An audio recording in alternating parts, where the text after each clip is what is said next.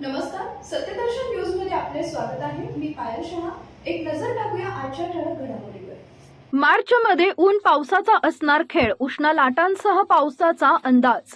उन्हाळा सुरू झाला असून तापमानात वाढ होत चालली आहे। राज्यातील कमाल आणि किमान तापमानाचा पारा मार्च महिन्यामध्ये सरासरीपेक्षा अधिक राहण्याची शक्यता आहे।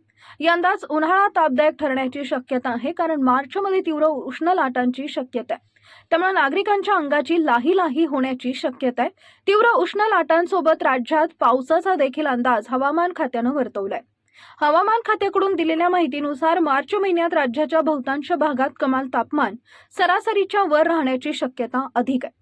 परिणामी मार्च महिन्यातच उन्हाच्या झळा आणखी वाढणार असून 9 ते 15 दिवसांपर्यंत टिकून राहणाऱ्या उष्णतेच्या तीव्र लाटा येण्याची शक्यता आहे।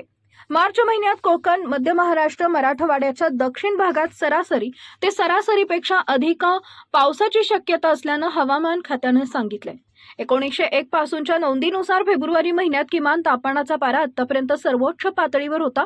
कमाल तापमान अंतरापर्यंतचे दुसरे सर्वोच्च ठरले। पश्चिम किनारपट्टीवरील केरळ, कर्नाटकसह कोकणात उष्णतेची लाट होती। सध्या सौम्य ला निना स्थिती असून लवकरच तटस्थ एल निनो निर्माण होण्याचे संकेत आहेत। ही स्थिती कायम राहणार असल्यानं मान्सूनवरही कोणताही प्रभाव पडणार नाही।